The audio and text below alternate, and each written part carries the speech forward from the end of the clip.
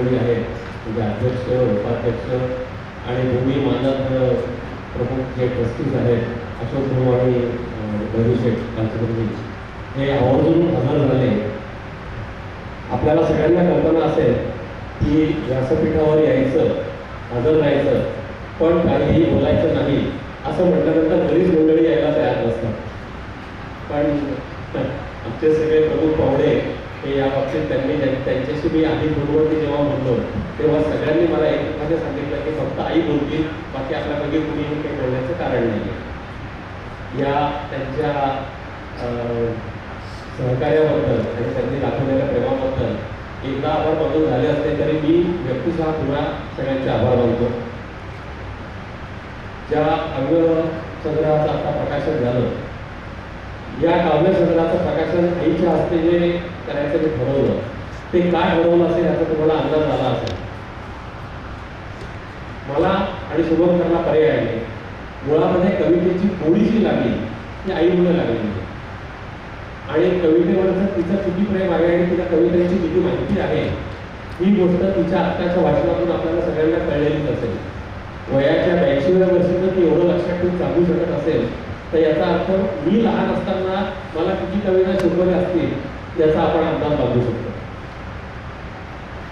मित्रांनो, काव्य वाचन हा आता तसा फारसा लोकप्रिय न राहिलेला प्रकार आहे. म्हणून आम्ही असं ठरवलं की काव्य संग्रहाचं नुसतंच प्रकाशन करण्याच्या ऐवजी त्याच्यातल्या काही निवडक कवितांचं वाचन आपण करूया. लिहायचं पण आपणच, वाचायचं आपणच असं म्हटलं तर एखाद्या वेळेला लोकांना त्याचे चेहरे पाहून कंटाळा येण्याची शक्यता आहे. असं गृहीत धरून आम्ही असं ठरवलं की लिहिणारे आम्ही आणि सादर करणाऱ्या दुसऱ्या असतील. तर एक सर्वसामान्य आता जसे 2 गट पडलेले आहेत, गट आणि गट ब असा तो विषय आहे.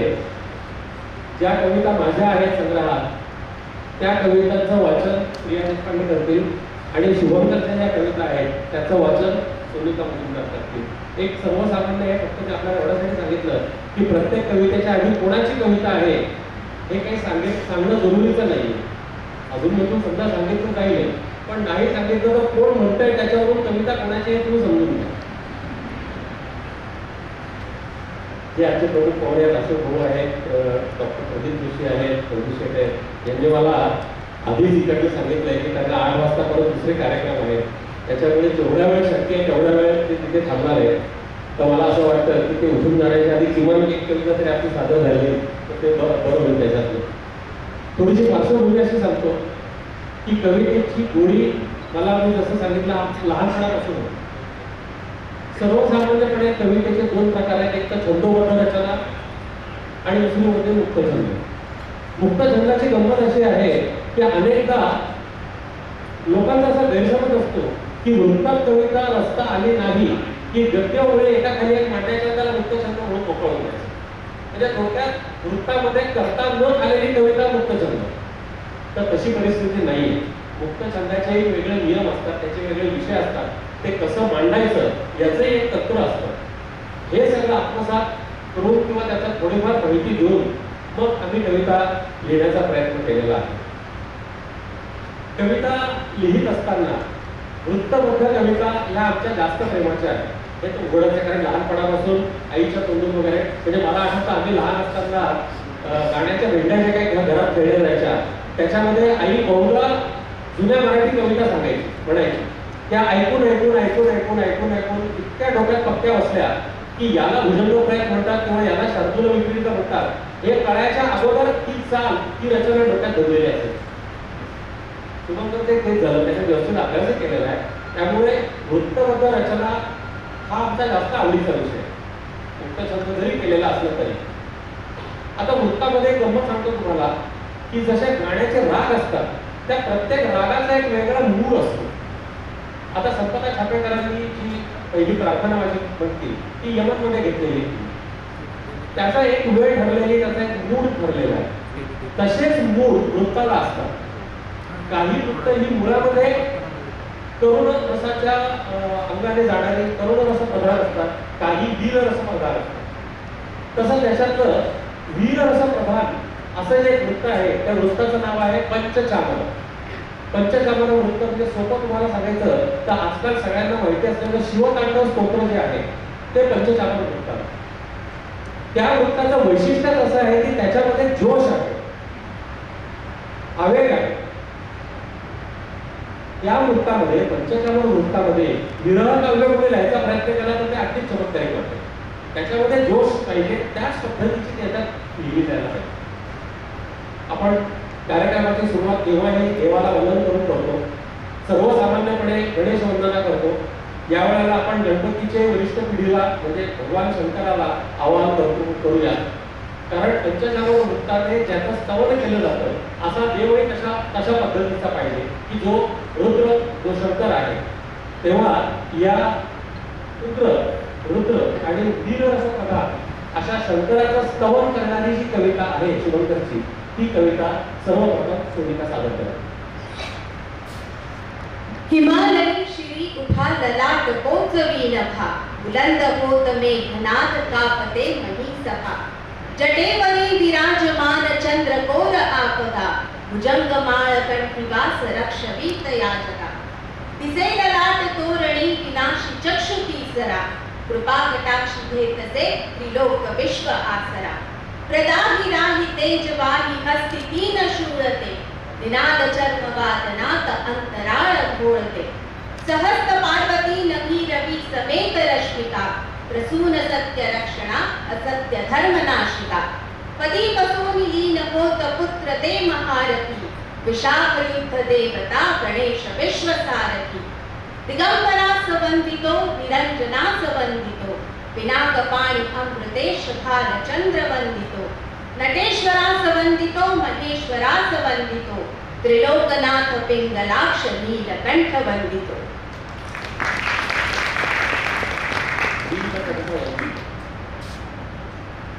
या नीलकंठाला वंदन करून झाल्यानंतर पुढे बोलूया. माझ्या आणि शुभंकरच्या दोघांच्याही कवितेचा प्रवास एकाच विषयापासून सुरू झालेला आहे. माझ्या वयाच्या साधारण 15-16व्या वर्षी मी जी पहिली कविता केली आणि शुभंकरचे साधारण त्याच किंवा त्याच्यामध्ये थोड्या कमी वयामध्ये त्याने जी पहिली कविता केली. आमच्या दोघांच्याही पहिल्या कवितेचा विषय होता श्री छत्रपती शिवाजी महाराज. आमच्या घरामध्ये छत्रपती शिवाजी महाराज आणि म्हणजे ब्रह्मा विष्णू महेश सारखेच मानले जातात. तेव्हा शिवाजी महाराजांवर कविता करणं ही कवितेची सुरुवात हे न सांगता झाल्यासारखी गोष्ट आहे. महाराजांवरती, महाराजांच्या आयुष्यातल्या अनेक प्रसंगांवरती वेळोवेळी कविता या आमच्याकडून झालेल्या आहेत. एक नमुना दाखल फक्त काही त्याच्यात आम्ही सादर करू. महाराजांच्या आयुष्यामध्ये जे मोठमोठ्या मोहिमा त्यांनी केल्या त्याच्यातल्या अफजल खान, आग्र्याहून सुटका हे सगळ्यांना माहिती असलेलं आहे. त्या मानाने कमी माहिती असलेली जी एक मोहीम आहे ती पन्हाळ्याची मोहीम. 1673 मध्ये म्हणजे आग्र्याहून सुटून परत आल्यानंतर आणि राज्याभिषेकाच्या आधी महाराजांनी जे पुरंदरच्या तहामध्ये जे गड किल्ले द्यावे लागले ते एक एक परत द्यायला सुरुवात केली होती. त्यावेळेला पन्हाळा त्यांना परत घ्यायचा होता. पन्हाळा परत घेण्यासाठी त्यांनी ज्या वेळेला सांगितलं होतं, शब्द टाकला तेव्हा आता कोण घेणार, तेव्हा कोंडाजी फरजंद यांनी ती मोहीम घेतली, स्वीकारली. याचं वैशिष्ट्य असं की एक मोठा बुलंद किल्ला पन्हाळ्यासारखा हा घेण्यासाठी किती लोक झाले, कोंडाजीने स्वतःसोबत किती लोक बरोबर घेतले असतील? 500, 1000, 1500, 2000, 2500 किती? 60 फक्त 60 आणि या 60 लोकांनी पन्हाळा यशस्वीरित्या घेतला. दुसरी महत्वाची गोष्ट अशी की महाराजांना कोंडाजीबद्दल इतकी खात्री होती की मोहिमेला निघण्याच्या आधी शिवाजी महाराजांनी कोंडाजीच्या हातामध्ये सोन्याचं कड चढवलं होतं विजयासाठी. असा राजा आणि असे त्याचे शिपाई. राजांना खात्री होती, महाराजांना खात्री होती की हा कड घेणार म्हणजे घेणार, म्हणून अगोदरच त्याला सोन्याचा कड चढवला. हा जो सगळा प्रसंग आहे आणि ही जी पन्हाळ्याची मोहीम आहे याच्यावरती मला वाटतं 82 साली का काहीतरी त्याच्या आसपास केव्हा तरी कविता केलेली. म्हणजे बघा आता काय 40-45 वर्षापूर्वी केलेली ही कविता आहे. जेव्हा केली होती तेव्हा मला आठवतं की मी बाबासाहेब पुरंदरांना ती कविता दाखवली होती. त्यांनी अगदी व्यवस्थित वाचली, चालीमध्ये वाचून विचून पाहिली आणि मला त्या काळामध्ये शाबासकी दिली होती की छान छान चांगली केलेली आहे तू. ती शाबासकी अजूनही मी मनाशी जपून ठेवलेली आहे. ती जी कविता आहे 60 या नावाची, ती कविता प्रिया सादर करते. रायगडावर शिवरायाने शब्द टाकला सभेपुढे, दुर्ग बनाळा शत्रू हाती व्यर्थ जाहले पूर्वलढे. पराभवाच्या आठवणीने घास रोज ओठात अडे, म्हणू काय हा अजिंक्य शत्रू शिवशाहीलाही भारी. गडावरी बेहोश तळपल्या 60 इमानी समशेरी.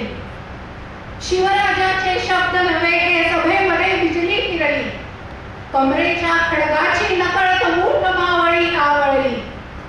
त्या शब्दांची मान पालखी 4 जणांनी सावरली. आज्ञाभावी राजे सांगा सेवकासही कामगिरी. गडावरी बेहोश तळपल्या 60 इमानी समशेरी. फत्ते करतो मोहीम राजे कोंडाजीने वचन दिले, आपण असता तलवारीला वज्राचे सामर्थ्य मिळे. राजांनी त्या सवंगड्याला अपूर्व ऐसे भूषविले, विजयाआधी विजयासाठी सोनकड्याचा मान करी. गडावरी बेहोश तळपल्या 60 इमानी समशेरी. काजळ राती पायथ्यास गड किंचितसा तो सळसळला, उंच अजित उन्मत्त कड्यावर 60 भूतांनी पाय दिला. 60 मनांच्या तटबंदीने दगडाचा तट वाकविला. सुन्न शांतता भेदून उठल्या आणि अचानक रणभेरी. गडावरी बेहोश तळपल्या 60 इमानी समशेरी. क्षणभर थांबा, किती तुम्ही हा आत्मघात कसला करता. विभू सैन्याच्या महासागरा बांध कसा घालू बघता. ओंजळीत रत्नाकर हटला या गनिमाची काय कथा. निजघाताची तमा कुणाला हासत झेलू घावरी. गडावरी बेहोश तळपल्या 60 इमानी समशेरी. 60-600 किती कळेला शत्रूला संग्रांत वडे. गनिमाच्या रक्तात नाहले कभिन्न काळे शारकडे. अशक्य वाटे ऐसे अद्भुत गडावरी समरात घडे. वीर मावळे रणात झाले विजयश्रीचे मान करी. गडावरी बेहोश तळपल्या 60 इमानी समशेरी. मंत्रतंत्र ही भूताटकी काय यास म्हणावे चमत्कृती. अफाट शत्रूच्याही माना तुटून पडती वालवती. जादू कुठली स्वराज्य निष्ठा राजावरली ही भक्ती. समर्पणाची सदा सिद्धता देशाचा अभिमान उरी. गडावरी बेहोश तळपल्या 60 इमानी समशेरी. गडावरी बेहोश तळपल्या 60 इमानी समशेरी.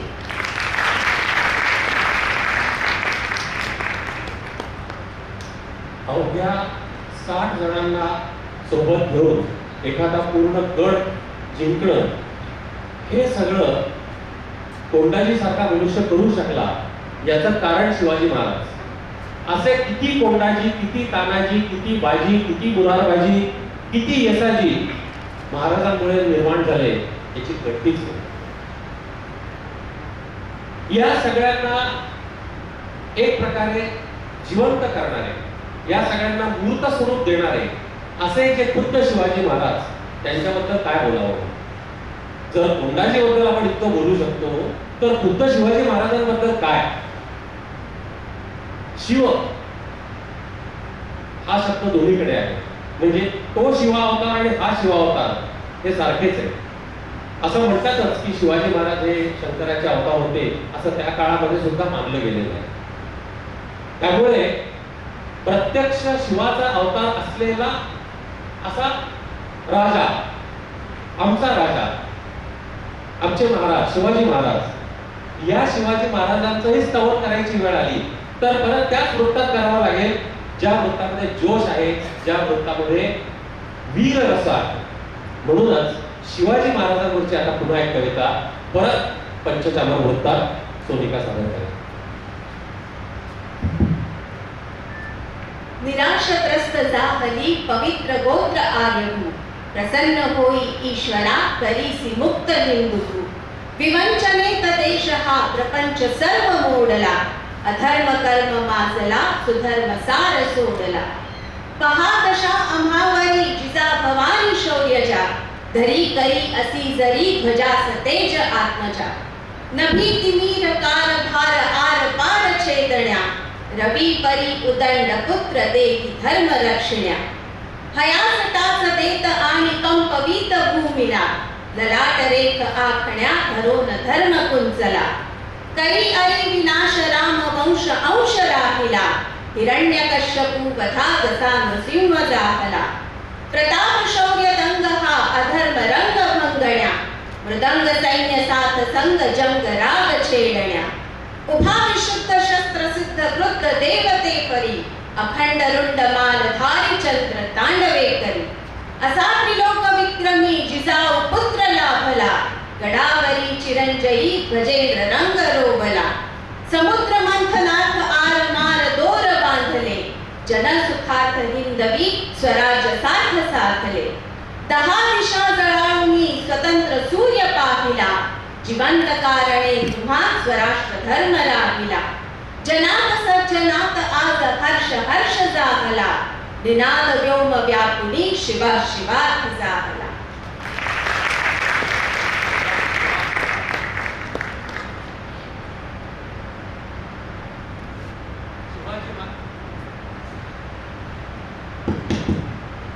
शिवाजी महाराजांच्या नंतर आमच्याकडं कवितेचा, दोघांच्याही कवितेचा कॉमन विषय आहे, तो म्हणजे सावरकर.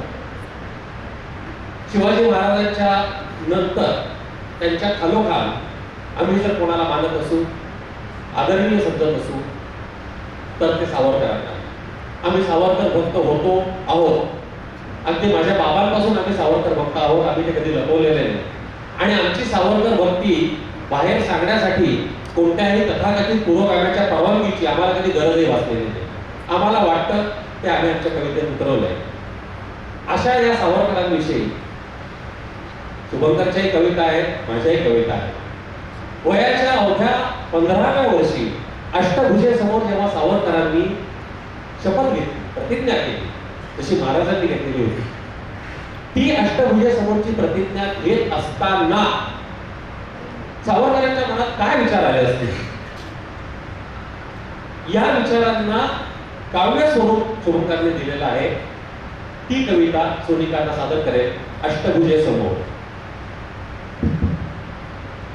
हे कसले संकट माते, हे काय चालले आहे, देवांच्या भूमीवरती हा रक्तपात काव आहे. शिवबाच्या पराक्रमाने जी मुक्त जाहली होती, त्या भूमी स्वतंत्रतेची ही पुन्हा मालवे ज्योती. हे कोण कोठून आले, हा काय तयांचा माज, जे परके असून इथले उपभोगे झाले आज. धाकाची सत्ता झाले, क्रौर्याची अखंड माला, तिच धरणी किंमत नुरली जनतेच्या आक्रोशाला. जगताची जननी आई, तू पाहत असशील सारे, पापांची सरशी होई पुण्याचे प्राप्त नहारे. जाहल्या चुकाही आधी, ती असू तुझे अपराधी, परी खालव देशावरची ही वैफल्याची व्याधी. तुझ काय मागणे आई, आम्हीच करंटे झालो, जे शस्त्र परजण्या आधी शत्रूच्या चरणी गेलो. परी पुरे जाहले आता, आता हे साहत नाही, सौम्याची सोडू नकास हे दाहक करणे काही. ही शपथ वाहतो आई, तव हस्त मस्तकी राही, ही भूमी स्वतंत्र करणे हे ध्येय एकची काही. तव पुत्र निघाला आज, स्वत्वाची राखण्या लाज, भूमीस अर्पण्या देवी भयदास्य मुक्तीचा साज. ज्या सावरकरांनी अष्टभुजेसमोर ही शपथ घेतली, अशा प्रकारे घेतली, त्या स्वतः सावरकरांची संभावना तुम्ही आम्ही भारतीयांनी, विशेषतः मराठी माणसांनी काय केली हो? त्यांना माफीवीर म्हटलं, त्यांना स्वातंत्र्यवैरी म्हटलं, आणखी बरंच काय काय म्हटलं. ज्यांची काहीही म्हणतात काहीही लायकी नाही अशी माणसं सुद्धा केवळ एक 199 रुपयाचा पॅक घेतलेला आहे, डेटा पॅक, म्हणून सावरकरांना शिव्या घालत असतात आणि आपण बाकीचे ते बघतो. वाईट वाटतं बघून. त्यांना त्याचं काही कर्तव्य नाही, कारण त्यांच्या आयुष्यात त्यांनी हे सगळं भोगलेलं आहे. या सावरकरांविषयी आणि सावरकरांच्या वाट्याला आलेल्या मृत्यूच्या आधी आणि मृत्यूच्या नंतर सुद्धा त्यांच्या वाटेला आलेल्या या भोगाविषयी मला कवी म्हणून काय वाटलं हे आता मी फक्त मांडायचा प्रयत्न करतो. या सावरकरांच्या बद्दल कुठलीही सहानुभूती दाखवणं ही माझी पात्रता नाही, मला माहितीये, तो माझा उद्देशही नाहीये. पण आपण लोकांनी सावरकरांना काय केलं हे फक्त मला त्याच्यातलं खंत मला त्यातनं मांडायची आहे. कवितेचं नाव आहे स्वातंत्र्यवीर. प्रिया. श्वासात देश आला, ध्यासात देश आला, भासात मातृभूमी दिसली विनायकाला. नाही सवंग टाळी, नाही टिळा कपाळी, शत अर्ध साल तारा, शिक्षा कठोर भाळी. दर्यास लंघण्याची, वैर्यास वंगण्याची, पर्याय सिद्धताही रक्तात रंगण्याची. काही अशक्य वाटे, पायी सदैव काटे, दायित्व भोगण्याचे की घेतले ललाटे. त्या मोहना सुखाचा, त्या द्वेषना फुकाचा, वैराग्य देहधारी जणू शिष्य हा शुकाचा. कोणास मान्यतेचा, कोणास धन्यतेचा, अभिशाप मात्र याला सन्मान शून्यतेचा, सन्मान शून्यतेचा.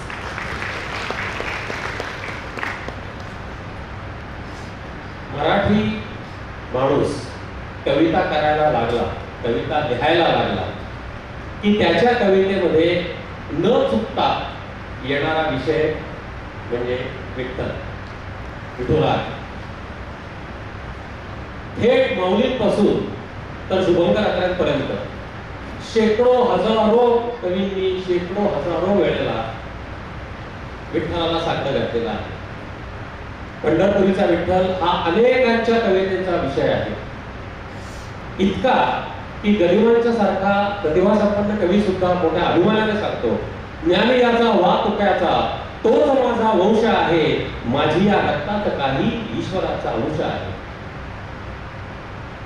ह्या विठुरायाला किती प्रकारे आळवावं, किती प्रकारे त्याची कवितेबद्दल स्तुती करावी ती थोडीच आहे. सर्व प्रकारे विठ्ठलाला आपल्याला आळवता येतं, सर्व मार्गाने करता येतं.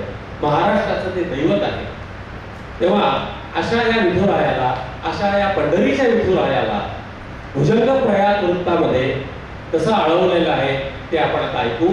विठुराय. अजी रंगले शारदेचे मृणाल, अजी धन्य झाला मनी स्वर्गपाल. अजी केशरी जाहली कृष्णवेल, अजी शंकरा वैष्णवांचा गुलाल.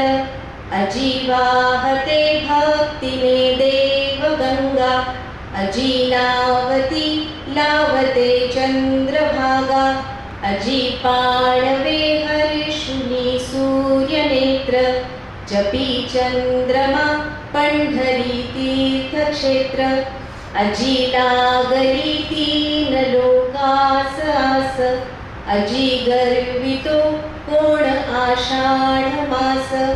अजी पाऊले चालती धुंद वाट, अजी शोभती वैष्णवांचे ललाट.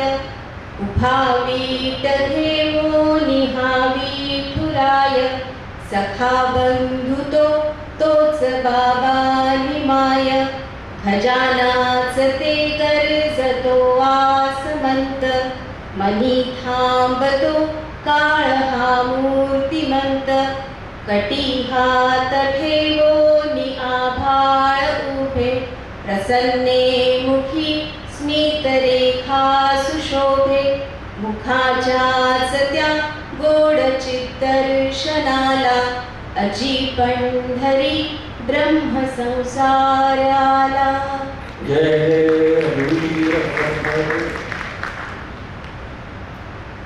विठुरायाची आळवणी ही मी जसं सांगितलं की वेगवेगळ्या प्रकारे होत असते. माऊलींनी जी विठुरायाची आळवणी केली ती आणि आता जी करावी लागते आहे ती, याच्यामध्ये अर्थातच फरक पडणार आहे, कारण काळ बदलला आहे. विठ्ठल तोच आहे, पण त्याच्याकडे सापडं घालणाऱ्या माणसांची गरज बदललेली आहे, त्यांचे प्रश्न बदलले, त्यांचे प्रॉब्लेम्स बदललेले आहेत. आणि अशा परिस्थितीमध्ये आजच्या जमान्यातले आईबाप याच विठुरायाला काय विनवणी करतात हे आपल्याला बघावं लागेल. एक काळ सोपा होता मित्रांनो, की आई वडील मुलाच्या बाबतीत सांगायचे किंवा आमचा मुलगा मोठा होऊ दे, आमचा मुलगा खूप यशस्वी होऊ दे, त्याला चांगलं आयुष्य मिळू दे, आरोग्य मिळू दे, बस संपला. इतकी साधी मागणी असायची. आयुष्य जसं कॉम्प्लिकेटेड झालं तशी विठुरायाकडच्या मागण्या सुद्धा कॉम्प्लिकेटेड झालेल्या आहेत. स्वतः विठ्ठल या मागण्या ऐकून हसत असेल, कारण त्यांना हे काहीच नवीन नाही. त्यांनी अनादी काळापासून संपूर्ण जग पाहिलेलं आहे. पण तुमच्या आमच्यासारखी माणसं जी आज अँड्रॉइडच्या जगात वावरत आहेत, अशा आई बापांना विठ्ठलाला काय मागणं करावं लागतं आहे ते एका मुक्तछंदातल्या कवितेतून आपल्यासमोर सादर करतो आहे. विठ्ठला माय बाबा. विठ्ठला माय बापा, एक मागणं माझं पण ऐका. चमत्कारिक वाटेल जरा इतरांना, तुला नाही जगत पालका. अडाणी मुलं कुठेशी मिळतील जरा सांगशील का? हो, अडाणी, तेच म्हणायचंय मला. कोंज्या डोळ्यावर चष्मा चढवून अकाली बृहस्पती झालेली सर्वज्ञ मुलं पाहून आताच्या वीट यायला लागले. त्यांना सगळं समजतं, बहुधा जन्मापासूनच. शिवाय हातातला टॅग असतोच. 60 प्रश्नांची कहाणी 5 उत्तरी सुफळ संपूर्ण करायला. ती सर्वज्ञ मुलं आमचा हात धरून नाही, हातातला स्मार्टफोन धरून मोठी होतात. ती मुलं शाळेत आज काय झालं ते मोठे डोळे करून सांगत नाहीत. ढगांचा गडगडाट ऐकून शेजारी येऊन चिपटून बसत नाही. भूक लागली म्हणून गुणगुण लावत नाही. रात्री अंगावर हात टाकून झोपतही नाही. कारण ती अडाणी नसतात. त्यांना सगळं समजतं. आई बापाचं मन सोडून बाकी सगळं. ते आई बापाशी भांडत पण नाही, कारण ते नेहमी रॅशनली विचार करतात. ते रॅशनली अमेरिकेत जातात आणि रॅशनली तिथेच सेटल होतात. कुणाच्याही डोळ्यातलं पाणी त्यांना बोर करतं, अस्वस्थ करत नाही, कारण ते अडाणी नाहीत. म्हणूनच हे माय बापा, आता दुर्मिळ झालेली अडाणी मुलं कुठेशी मिळतील रे? जी इतकी अडाणी असतील की बाप आजारी पडला तर वकिलाला नाही, डॉक्टरला बोलवतील.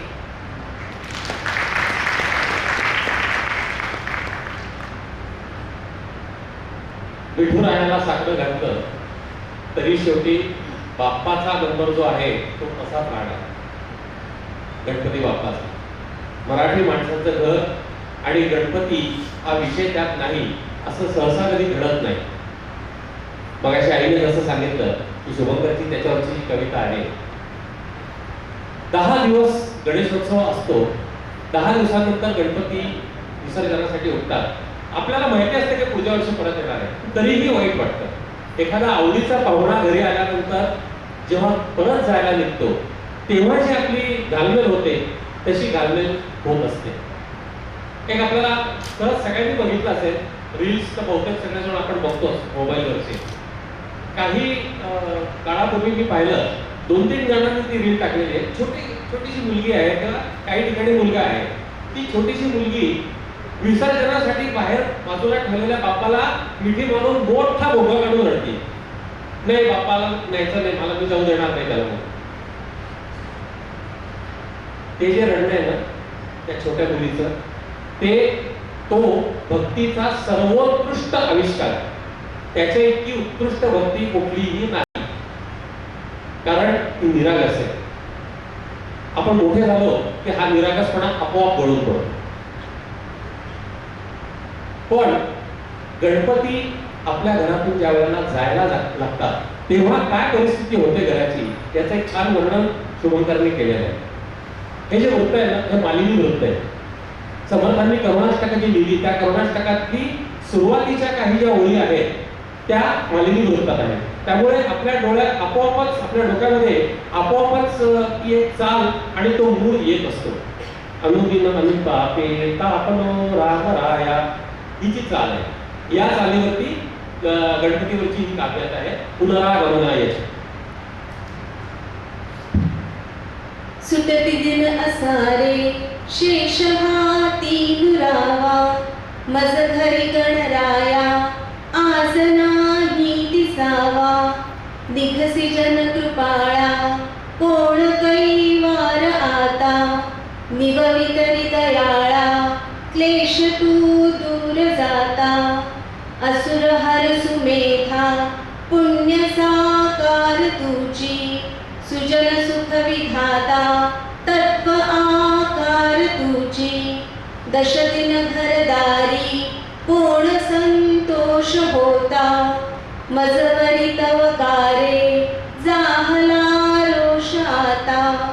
तन मन कृत पापे आज पोटात घेरे, परतुनी मम देवा आज माघार ये रे. आज माघार ये रे, आज माघार ये रे. आपण म्हणतो ना, पुनरागमनायच पुनरागमनायच पुनरागमनायच.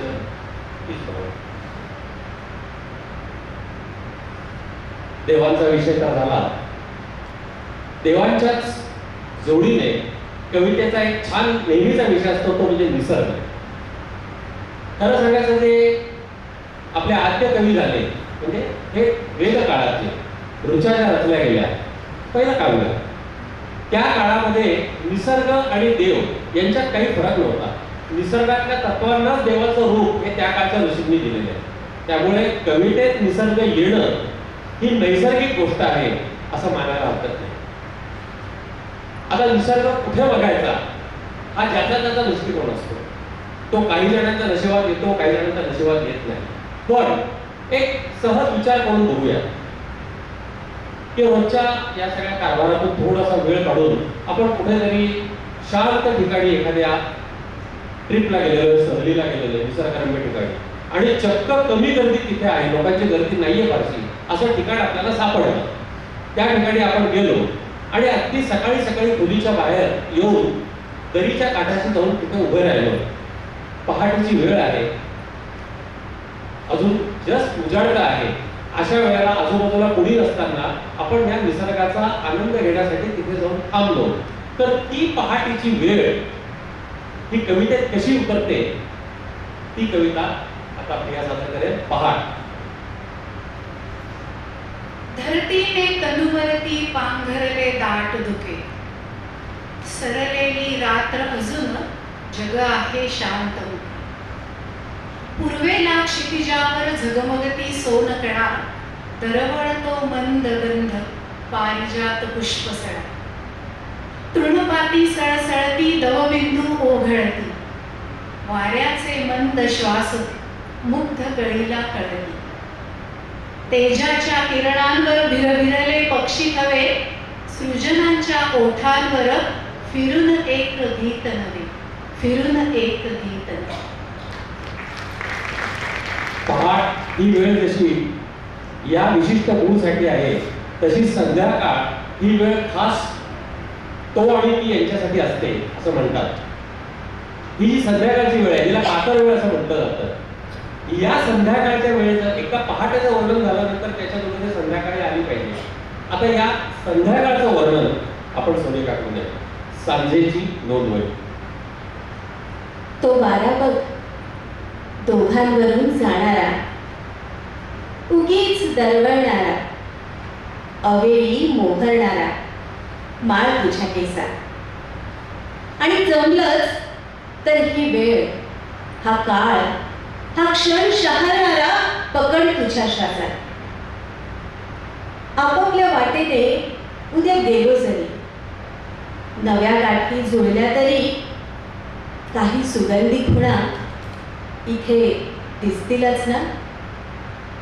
काय ग, या सांजेच्या नोंदवही आपली नावं असतीलच ना.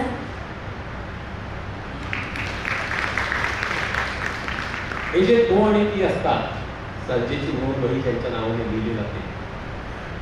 त्याच्यात एक शक्यता गृहीत धरलेली की उद्या वेगळ्या वाटेनं गेलो जरी. आणि खरं सांगू, 100 पैकी 90 वेळा असंच होत असतं. वेगळ्या वाटेनंच गेले जातात सगळे. पण वेगळ्या वाटेनं गेले म्हणजे आयुष्यात परत एकमेकांच्या समोर कधी येणारच नाही असंही नाही. मग काय, तुम्हाला काय वाटतं, अशा रीतीने जर परत त्या समोर आले तर काय मागची सांजेची नोंद वही पुन्हा उघडून बघणार का काय? तसं करत नाही, तसं करता येत नाही. कारण तुम्ही व्यावहारिक जगात जगत असता. मग अशा व्यावहारिक जगामध्ये कधी काळी सांजेची नोंद वही ज्यांनी लिहिली असे कोणी तो आणि ती जर भेटले तर ते कसे भेटतात, केव्हा भेटतात, कोणत्या परिस्थितीत भेटतात आणि त्याची परिणिती काय होते, ही कविता नाते प्रिया सादर करते. ना ओला नदी किनारा, ना पावा मंजुळ गाणी, ना रिमझिम पाऊस धारा, रोजचेच नीरस जगणे. पण वृक्ष अशाच दुपारी कधी भेट अकल्पित होते, अन झुळूक मंद वाऱ्याची जणू अंगावरून जाते. नजरेला भान जगाचे, संवाद मोजका साधा, जाणतो जाणते तीही काव्यातच मोहन राधा. ना स्पर्श कटाक्ष न हेतू, तरी मनात रुजते नाते. नात्यास नाव देण्याचे राहून मनातच जाते, राहून मनातच जाते. अनेक नाती अशी असतात की त्यांना नाव देण्याचं राहून जातं, नाव सुचतही नाही. शेवटी नातं काय हो?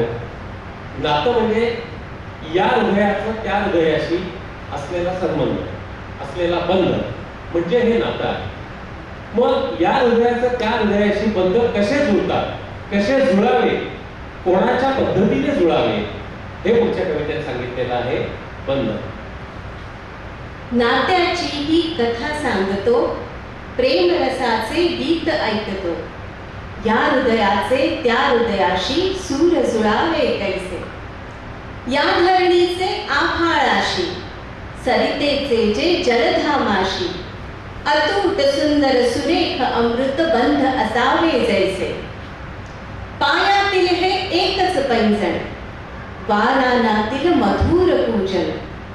आत आतल्या तार स्वरांना नाव द्यायचे कैसे. काव्यरसाचे गान सुधेशी, नवगवताचे सूर्यप्रभेशी. अनाम हळवे मंद सुशोभित बंध असावे जैसे. मार्ग चालता एकत्वाचा, दोन मनांच्या अद्वैताचा. करात कर गुंफिता मनीचे भाव असावे कैसे.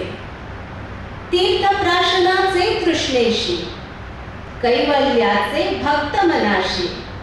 मधुर गंधित पावन मोहित बंध असावे जैसे.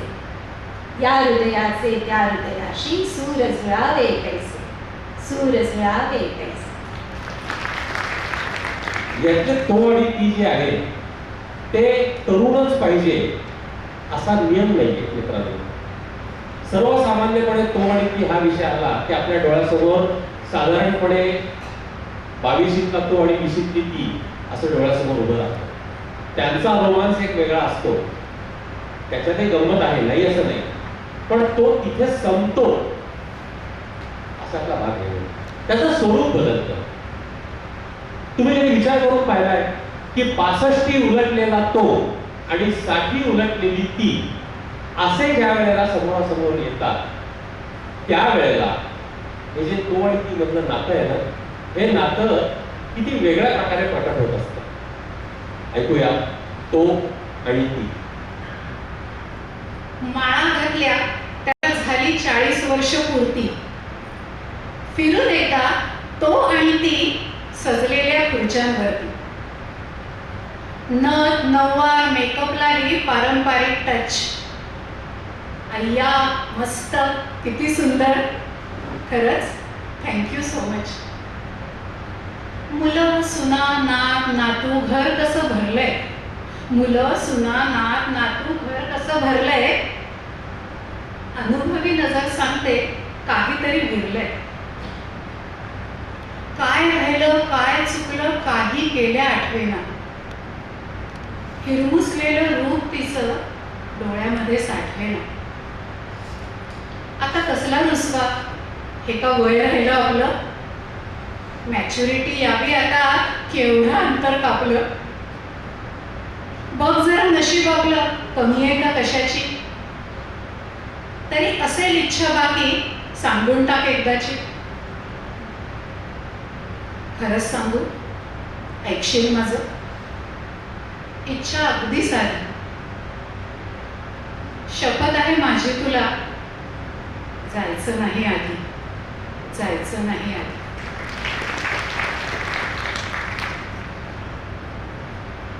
तो आणि ती हे न संपणारं नातं आहे, न संपणारा विषय आहे. असाच माणसाच्या आयुष्यात एक कधी न संपणारा विषय असतो, तो म्हणजे स्वतःचा शोध आणि ईश्वराचा शोध. हे दोन्ही शोध मनुष्य आयुष्यभर घेत असतो. देव कुठे सापडेल, देव कुठे भेटेल, ही प्रत्येकाला आस असते. विवेकानंदांचं चरित्र आपल्याला सगळ्यांना माहिती आहे. विवेकानंदांनी ज्यांना गुरु केलं त्यांना भेटण्याच्या आधी जो कोण गुरु त्यांना दिसायचा त्यांना ते जाऊन एकच प्रश्न विचारायचे, तुम्ही देवाला प्रत्यक्ष भेटला आहात का, तुम्ही देव पाहिलाय का, कुठे असतो देव. देवाचा शोध हा प्रत्येकाने आपल्या परीने घ्यायचा असतो. आणि गंमत म्हणजे मित्रांनो, देव प्रत्येकाला आपल्या परीने वेगवेगळ्या ठिकाणी सापडतो. कोणाला कुठे सापडेल, कोणाला कुठे सापडेल. असाच एक देवाचा घेतलेला शोध कवितेतून आपल्या समोर आम्ही सादर करतो. शोध. तू आहेस याबद्दल शंकाच नव्हती, पण नक्की कुठे आहेस हे माहिती नव्हतं. म्हटलं चला या निमित्ताने तुझा शोध घेऊ. वारीच्या गजरात दारीच्या उंबऱ्यात, दगडाच्या कुर्तीत नवसाच्या कुर्ती, संतांच्या सहवासात गुरुवारच्या उपवासात सगळीकडे शोधलं.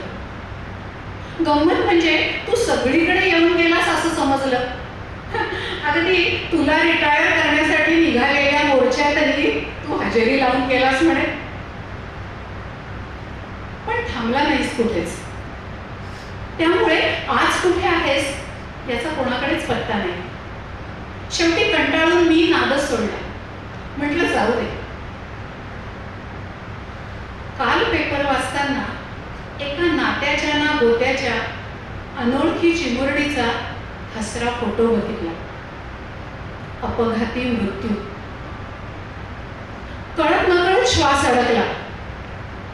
तू काय झोपा काढत होतास? तुझा संतापाला चीड आली. तू नाहीस हेच खरं. सहवेदनेची एक कळ काळजात कुठेतरी उमटली.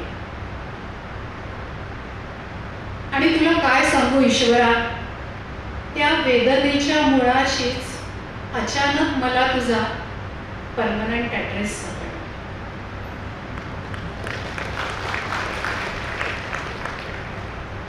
माणसाचा शोध आजचा नाही, 5-7 हजार वर्षापासून आहे.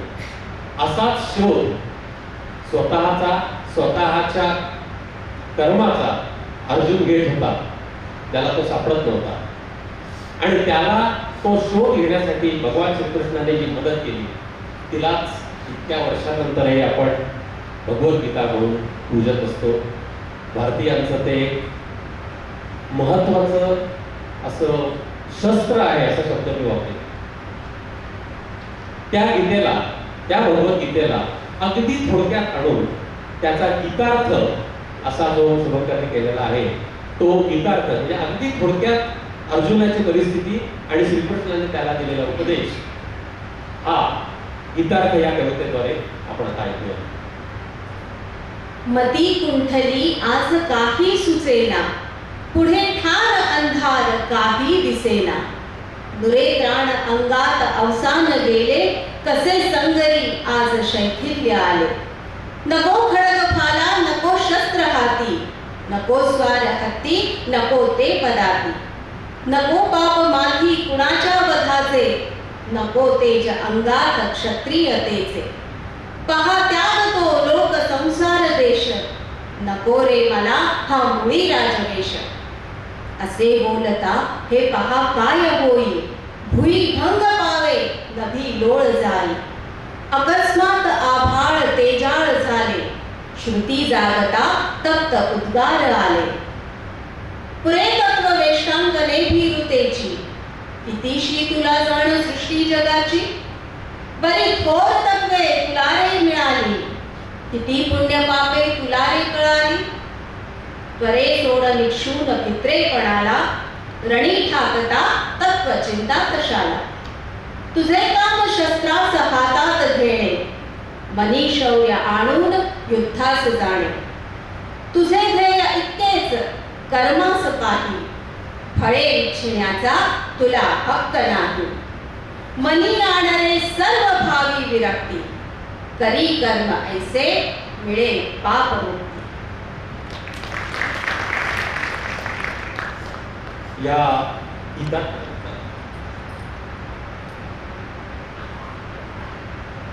थोडस दुसरीकडे आपण जाऊया. मराठी कविता करताना आपोआपच काही वेळेला हिंदी काव्य आपल्या समोर येतं. आणि हे जे हिंदी काव्य आहे, हे हिंदी काव्य आम्हाला जे सापडलं शुभंकरनाथ मला, त्यात सगळ्यात मोठा जो भाग आहे तो राष्ट्रकवीजी दिनकर यांच्या रश्मिरथीचा. अत्यंत आपल्याला सांगतो म्हणजे महारथी कर्णाच्या आयुष्यातल्या काही प्रसंगांवरती असलेलं 7 सर्गांमधलं हे महाकाव्य हे अफलातून आहे, अप्रतिम आहे. म्हणजे त्या नुसत्या रश्मिरथीवर एखादा वेगळा कार्यक्रम करावा इतकं ते छान आहे. ते वाचताना तुम्हाला स्वतःला इतके तुम्ही त्याच्यात गुंगून जातात की विचारताच होईल. त्यातही तिसरा सर्ग जो आहे, जेव्हा श्रीकृष्ण शिष्टाई करायला कौरवांच्या सभेत जातो, अहो काय एक शब्द आहेत दिनकरजींचे आणि काय ते त्याचा वापर त्यांनी केलेला आहे. म्हणजे हिंदी कविता असावी तर कशी असावी, अशी असावी असं वाटतं त्याच्यात. दुर्योधन श्रीकृष्णाला एकटा बघून त्याला वाटतं आपण याला पकडू, आणि मग तो श्रीकृष्णाला बंदी बनवण्याचा विचार करतो. तेव्हा श्रीकृष्ण त्याला जे सांगतात की अरे बघ माझ्याकडे, मी कोण आहे, ये रूप मेरा विक्राल दे, मुझे में धरती पाताल दे. माझ्यामध्ये काय आहे, शतकोटी आहे मी, आणि तू मला बांधतोयस, मला आहे का हिंमत तुझ्यात. हे जे सगळं वर्णन केलेलं आहे.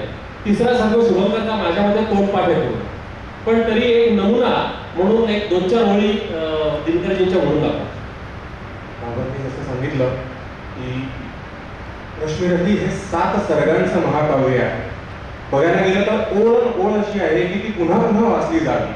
अर्थातच या कार्यक्रमात सगळं वाचून दाखवता येणार नाही, पण श्रीकृष्ण दुर्योधनाकडे गेलेला आहे. त्याने दुर्योधनाला 5 गाव मागितलेले आहेत. दुर्योधन तेही द्यायला तयार नाहीये. एवढंच नाही तर दुर्योधन श्रीकृष्णाला बांधायला निघालेला आहे. तेव्हा श्रीकृष्ण हा त्याला तू हे करू शकत नाहीस, तुला हे करता येणार नाही वगैरे करत नाहीये. तो त्याला चॅलेंज करतो की तू करून दाखव. आणि तो करून दाखव हे जेव्हा तो त्याला चॅलेंज करतो, तेव्हा श्रीकृष्ण काय म्हणतो, शतकोटी सूर्य शतकोटी चंद्र शतकोटी सैतसर सिंधुवंद्र शतकोटी विष्णु ब्रह्मा महेश शतकोटी विष्णु जलपद धनेश शतकोटी रुद्र शतकोटी काल शतकोटी दंडधर लोकपाल जंजीर बढ़ाकर साधिने हा दुर्योधन बांधिने. पुढे श्रीकृष्ण हे पण म्हणतो, त्याचा उपहास करतो दुर्योधनाचा, आणि उपहास करताना म्हणतो, बांधने मुझे तू आया है, जंजीर बड़ी क्या लाया है. यदि मुझे बांधना चाहे मन तो पहले बांध अनंत गगन. सूर्य को साध सकता है, मुझे बांध कब सकता है. एक शब्द इतका सुंदर आहे, म्हणजे त्याची लय इतकी अप्रतिम आहे, कितीही वेळा ऐकलं तरी कंटाळा येत नाही. रश्मिरथी ऍब्सोल्युटली फाईन, फारच बढिया. मला वाटतं दिनकरजींकडून प्रेरणा घेऊनच मग शुभंकरने जसं महाभारतावरती रश्मिरथी आहे, तसं मग त्याने एक छोटीशी कविता साधारण दिनकरजींच्या पॅटर्न मध्ये ही राम रावण युद्धावरती केली. ती सोनिकेची फार आवडीची कविता आहे. त्यामुळे मला वाटतं की म्हणताना ते हातात पुस्तके बहुतेक घेणार नाही, ती तोडपाट म्हणून दाखवेल. राम रावण युद्ध दिनकरजींच्या पद्धतीने. विश्रवसुत की कांप उठी थी मायावी सेना सारी, दूर गगन जो गूंज रही थी प्रत्यंचा तांडवकारी. भाग चले रे प्राण बचाकर युद्ध कर्म की छोड़ दी, कुंभकर्ण ले अंतिम निद्रा निश्चल है रे इंद्र जी. ए लंकेश जरा तो सुन ले, देख दहाड़े नील गगन, देख धरा तुझको ग्रासेगी, देगा फेंक विनाश पवन. कौन देख वह तेज स्रोत सा नभ के भीतर नरवर है, आंजनेय के कांधे बैठा इक्ष्वाकु का दिनकर है, इक्ष्वाकु का दिनकर है. आंजनेय के कांधे बैठा इक्ष्वाकु का दिनकर है. राम आपल्या प्रत्येकाच्या आयुष्यातला एक अविभाज्य घटक आहे. मित्रांनो, पुढची जी हिंदी कविता आहे माझी, ती सांगण्याआधी मला या अनुषंगाने काही गोष्टी बोलाव्या लागतायत असं मी म्हणतोय, कारण मला ते बोलताना अजिबात आनंद नाहीये. या राम आणि राम मंदिर या निमित्ताने आपल्या समाजातल्या काही अत्यंत त्रासदायक लोकांची जी मेंटॅलिटी आपल्याला बघायला मिळाली, ती बघितल्यानंतर आपण बरोबर हतबुद्ध होऊन जातो. आपल्याला लागलेला, आपल्या समाजाला लागलेला एक मोठा शाप आहे, तो म्हणजे जातीयवाद. ही वस्तुस्थिती आहे. हा जातीयवाद वेगवेगळ्या स्वरूपात आपल्या समोर येतो, वेगवेगळ्या कारणाने आपल्या समोर येतो. आणि मग कधी कधी असं वाटतं मनाशी की अरे हे काय आहे, याच्यातून कधी सुटका नाहीये का आपली. हा जो जातीयवाद आहे, याला धरून कुठची हिंदी कविता त्याच्यात केली होती. एक गंमत सांगतो आपल्याला. सार्वजनिक कार्यक्रमांमध्ये अरे तुम्ही आणि आपण सगळे एक आहोत रे असं म्हणून अत्यंत कौतुकाने अनुक्रमे कंठ आणि डोळे गाठून येऊन जेव्हा काही तथाकथित विवेकवादी, बुद्धिवादी, पुरोगामी वगैरे वगैरे मंडळी जी आहेत ही टाळ्या मिळवतात, तेव्हा असे जे पुरोगामी आहेत, असे जे तथाकथित बुद्धिवादी आहेत किंवा लिबरल आहेत, या मंडळींना खासगी बैठकींमध्ये किंवा एखाद्या लग्न समारंभामध्ये, रिसेप्शन्स मध्ये कधी तुम्ही ऐकलं, आजूबाजूला नटून सटून जाणाऱ्या ज्या महिला असतात त्यांच्याकडे बघून, त्यांच्या हालचालींकडे बघून हे जे सगळे आपण एकच आहोत म्हणणारे जे आहेत ना, हे त्यांच्या जातीचा उल्लेख करून इतके घाणेरडे कॉमेंट करतात आणि त्यांच्या आजूबाजूला जमलेली चार टाळकी ही खेळखा करून हसतात. हा अनुभव तुम्ही कधी घेतलाय? नसेल घेतला, लिहून घ्या माझ्याकडून. आज ना उद्या तुम्हाला घ्यावा लागणार. मला व्यक्ती म्हणून आणि वकील म्हणून सल्ल्यासाठी माझ्याकडे आलेल्यांकडून या दोन्ही मार्गाने हे स्वतः मी अनुभवलेलं. हा जातीयवाद हा आता इतका रुजलेला आहे की त्यातून आपण स्वतःच्या जातीबद्दल अभिमान असण्यात काही वाईट नाही. तुम्ही दुसऱ्याबद्दल जे अत्यंत हीन उद्गार काढता, किती द्वेष करता, त्याच्यामुळे त्याला आक्षेप आहे. मला माहितीये मित्रांनो की हा आता आपल्यामध्ये इतका एखादी वाळवी लागावी ना समाजाला, तशी ही वाळवी लागलेली. हा आघात नाहीये, आघाताने काहीतरी दृश्य नुकसान होत असतं. वाळवी मागच्या बाजूने लागते, समोरून कळत पण नाही वाळवी लागलेली, आणि जेव्हा कळते तेव्हा ते पूर्ण फर्निचर गेलेलं असतं. ही वाळवी लागलेली. आणि मला एवढं तर नक्की माहिती आहे की एका कवितेने हे जाणार नाहीये. जे लोक अशा प्रकारे वागतात त्यांच्यावरती त्याचा काळीचाही परिणाम एका कवितेने होणार नाही हे मलाही माहिती आहे. तो परिणाम त्यांच्यावर व्हावा म्हणून नाहीये, तो आपल्यासाठी. ही जी वाळवी दिसते ना, ही लांबून दिसताना किंवा ते जाहीर सभेमध्ये एखाद्या मंचावरून तुम्हाला एखाद्या छान नक्षीसारखी दाखवतात. कविता एवढ्यासाठी आहे मित्रांनो की आपण हे जाणून घ्या की ही नक्षी नाही, दिसायला छान दिसत असली तरी ही नक्षी नाहीये, ही वाढवी आहे. कवितेचं शीर्षक कुठून घ्यावं हा विचार होता, पण अत्यंत आदरणीय असे जे आपले ज्येष्ठ पत्रकार आहेत ज्याचं नाव रवीश कुमार असं आहे, या रवीश कुमारांनी 2019च्या निवडणुकांच्या वेळेला जेवढ्या मुलाखती घेतल्या त्या प्रत्येक मुलाखतीमध्ये कोणालाही कोणत्याही मुद्द्यावरती प्रश्न विचारताना पहिला प्रश्न त्यांचा असा होता, कौन जात हो? म्हणजे तुम्ही गुगलमध्ये कौन जात हो असे शब्द जर टाकले तर रवीश कुमारशी संबंधित सगळे व्हिडिओ तुम्हाला बघायला मिळतील. हे शब्द त्यांनी पॉप्युलर केलेले, दुर्दैवाने लोकांनी ते उचलून धरले त्या काळी. त्यामुळे कवितेचं शीर्षक मी हेच दिलेलं आहे, कौन जात हो. गरज नाहीये पण तरीही सांगून ठेवतो की कविता उपरोधिक आहे. बरं, त्यातल्या ज्या सगळ्या भावना आहेत त्या 100% उपरोधिक आहेत. मी ते म्हणजे त्याला एखाद्याला अत्यंत काळ्या माणसाला काय घोडेपान हा तुम्ही म्हणण्यासारखा तो प्रकार आहे, हे मी आधीच फक्त सांगून ठेवतो, डिस्क्लेमर म्हणून. तेव्हा हिंदी कविता आहे कौन जात हो. कौन जात हो भैया, पहले कौन जात ये बोलो. होगी तुमने धरी हाथ में हंसकर ये क्रांति की ज्वाला. होगा कंकर भरा तुम्हारे मुंह का हर हर एक निवाला.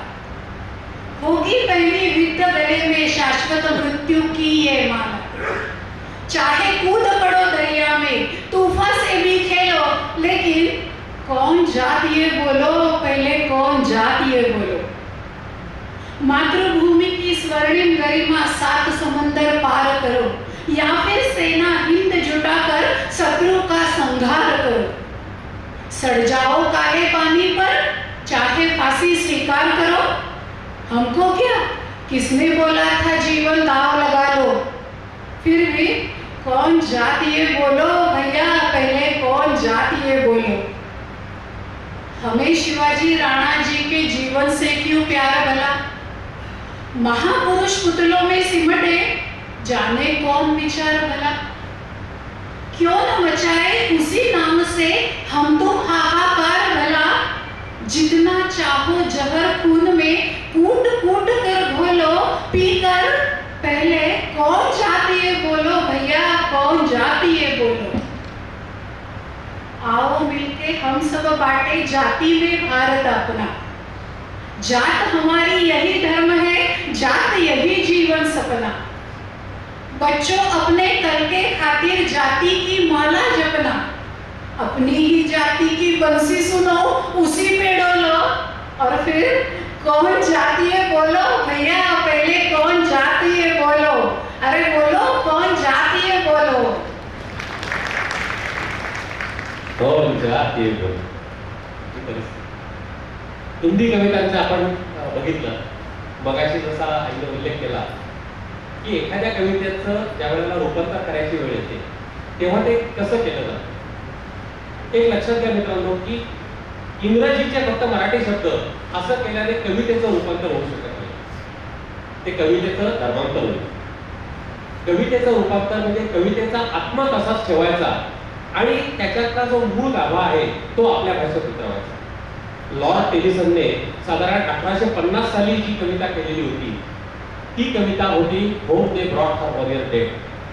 पण युद्धावरती मरण पावलेला पती ज्या वेळेला ध्वजा गुंडाळून घरी येतो त्यावेळेला पत्नीची अवस्था काय होते ही गोष्ट आज 200 वर्षांनंतर आणि भारतामध्ये सुद्धा तीच आहे. 1850 साली त्यांना जो वाटलं तेच आपण 2016 मध्ये उरी नंतर जे आपल्या जे देह घरी आले ना त्यावेळेला त्यांच्या पत्नींना वाटलं असं. म्हणून हा विषय असतो की ज्याच्यामध्ये आपण अनुवाद करू शकतो. आपण हा अनुवाद बघताना एक थोडासा वेगळा प्रयोग करू. शुभंकर त्याची मूळ इंग्रजी कवितेचं एक कडवं म्हणेल आणि प्रिया त्याच कवितेचं मराठी रूपांतर त्या कडव्याचा ऐकूया. Home they brought her warrior dead. She nor swooned nor uttered cry. All her maidens watching said, "She must weep or she will die." आणीला देह झाकून तिरंग्या खाली, पाहून जणू ती मूर्ती दगडी झाली. बोले क्रंदेना अवघे चिंतित झाले, ढाळी अश्रू वा मरण तिचे ठरलेले. Then they praised him, soft and low, called him worthy to be loved, truest friend and noblest foe. Yet she neither spoke nor moved. हित चिंतत सारे जमले दोघांभोवती, आळविली त्याच्या शौर्याची अनमहती. लाखात एक या समना दुसरा कोणी, ऐके तरीही ना डोळ्यातून ये पाणी. Stole a maiden from her place, lightly to the warrior's step, took the face cloth from the face, yet she neither moved nor wept. ठेवून अखेरी दगड काळजावरती, मुख उघडे केले ध्वजास ओढून काठी. पाहूनही पतीला श्रांत असा निजलेला, पुन्हा लवे पाकडी थेंबन नेत्री आला. Rose a nurse of 90 years, set his child upon her knee. Like summer tempest came her tears. Sweet, sweet my child, I live for thee, I live for thee. तो एक अनुभवी वृद्धा निरखे तिजला, मांडीवर ठेवी अलगद अनबाळाला. आक्रोशे भरले क्षणी चराचर सारे, सोन्या छकुल्या मी तुझसाठी जगते रे, मी तुझसाठी जगते रे, मी तुझसाठी जगते. सैन्यामध्ये ध्वजा तिरंग्यात गुंडाळून घरी आणल्यानंतर काय होतं हे तर आपण पाहिलं. काही घरं अशी असतात की ज्याच्यामध्ये ही घटना आधीच घडून गेलेली असते. ज्याला तिरंग्यात आणलं जातं तो आता भिंतीवर असतो रसगिरीमध्ये. असंच एक घर आहे ज्या घरामध्ये त्याची पत्नी आहे, त्याचा छोटा मुलगा आहे 2 वर्षाचा, आणि त्याचे वडील म्हणजे त्या मुलाचे आजोबा आहेत. आणि अशा या थकलेल्या पिचलेल्या घरामधली एका रात्रीची कहाणी प्रिया सांगेल आता. सावली.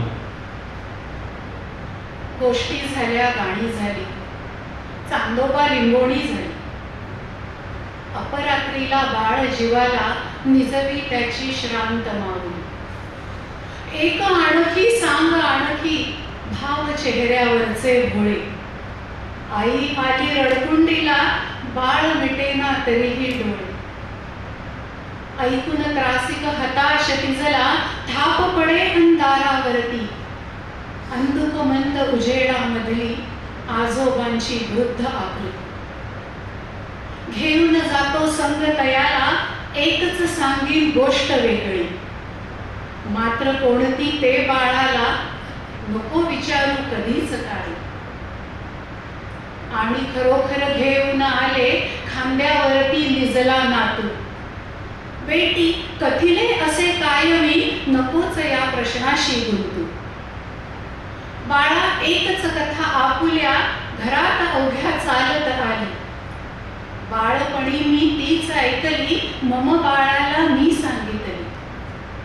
गोष्ट कोणती बाळ जीवाला, कळली का ते कळले नाही. भिंतीवर त्यांच्या बाळाची तस्वीर गणवेशातील पाही. बाळावरती पडे सावली ताठकण्याच्या आजोबांची. बाळावरती पडे सावली ताठकण्याच्या आजोबांची. जय हिंद म्हणून स्वरे बोबड्या, शांत झोपली साय दुधाची, शांत झोपली साय दुधाची. ज्या घरातलं मूल बोबडं बोलत असल्यापासून जय हिंद आणि वंदे मातरम म्हणतं ते घर धन्य आहे, ते घर भाग्यवान आहे, ती माणसं भाग्यवान आहे, आणि अशा लोकांमुळे आमचा देश भाग्यवान आहे. मित्रांनो, कार्यक्रमाच्या शेवटी प्रत्येक कार्यक्रमाचं सांगता आपण कोणत्या तरी मागण्याने करत असतो, सहसा पसायदानाने परमेश्वराकडे मागणं मागतो. असंच एक मागणं शुभंकरने जे मागितलेलं आहे, रंगदे परमेश्वरा, ते परमेश्वराचं मागणं आपण आपल्यासमोर आता तुम्ही सादर करतील आणि हा कार्यक्रमाचा शेवट. गायली मी 4 गीते भाव कंठी राहिले, हे मुक्या अर्थास वेडे 2 अश्रू वाहिले. रंगवी मोक्षात आता याच देहा नश्वरा, आज या अस्ताचलाचा रंग दे परमेश्वरा. कोण जाणे 2 हस्ते काय पुण्य संचिली, ही मनाने कोण जाणे फक्त स्वर्गे वांछिली. सर्व रेषा प्राप्तनीच्या भेपुसुनी सत्वरा, आज या अस्ताचलाचा रंग दे परमेश्वरा. जाहली झोळी रिकामी रेशी दोरी मागतो, चालता कैवल्यवारी एक तुकडा भागतो. तो परंतु तू स्वयेची खाऊ घाली पामरा, आज या अस्ताचलाचा रंग दे परमेश्वरा, रंग दे परमेश्वरा.